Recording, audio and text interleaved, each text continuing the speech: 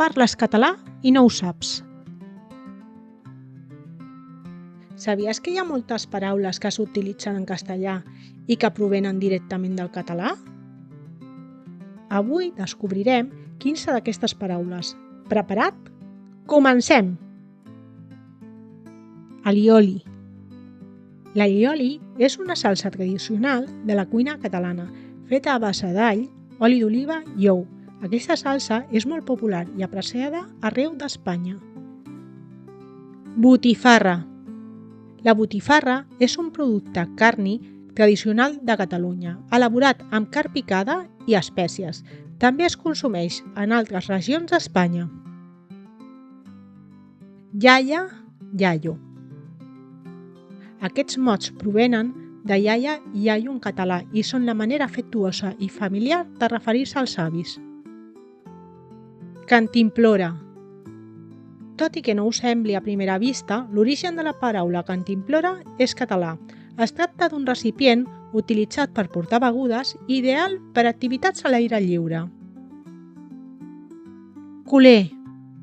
El culer és l'aficionat al Barça. El mot prové dels inicis del club, quan els seguidors, asseguts a la part de dalt de l'estadi del carrer Indústria, mostraven el cul als vianants que passaven per sota. Capicua.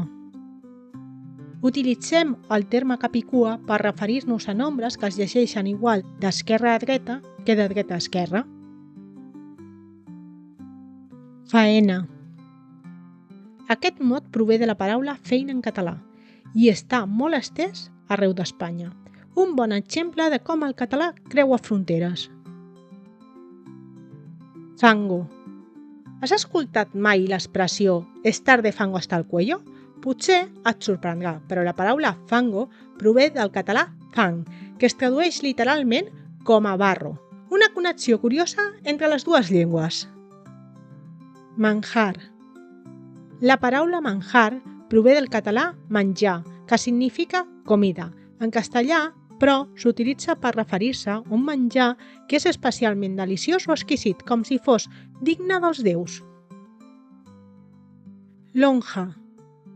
Aquest mot prové del català llonja, que a la seva vegada deriva del llatí vulgar la única, fent referència a edificis llargs i coberts destinats al comerç. Amb el temps, en català, ha evolucionat a llotja. Paella. Popularíssim arreu del món com a plat gastronòmic valencià. També ens referim a paella com el recipient on es cuina aquest deliciós menjar. Pantalla. Aquesta paraula es va formar a partir de l'encreuament dels termes pampol i ventalla. També fem servir aquest terme per descriure les superfícies de projecció en dispositius digitals. Enyorança.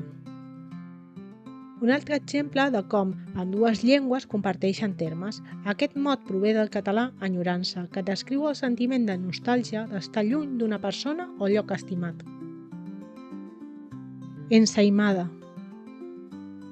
L'ensaïmada és un dolç molt famós de les Balears, apreciat a tot Espanya. Aquesta delícia reflecteix la rica influència de la llengua i la cultura catalanes en la gastronomia espanyola. Gresca. Gresca prové del català antic grescar. Originalment es referia a un joc de daus molt polèmic que es celebrava a places o carrers dels pobles. Amb el temps, el terme ha evolucionat fins a significar una festa molt sorollosa. Sabies que la Real Acadèmia Espanyola ha acceptat més de 300 catalanismes al llarg de la història? Les paraules que hem vist avui només són una petita mostra. Si t'ha agradat aquest vídeo, subscriu-te al canal, dona-li m'agrada i no oblidis compartir-lo amb els teus amics i familiars. Gràcies per ser-hi i fins la pròxima!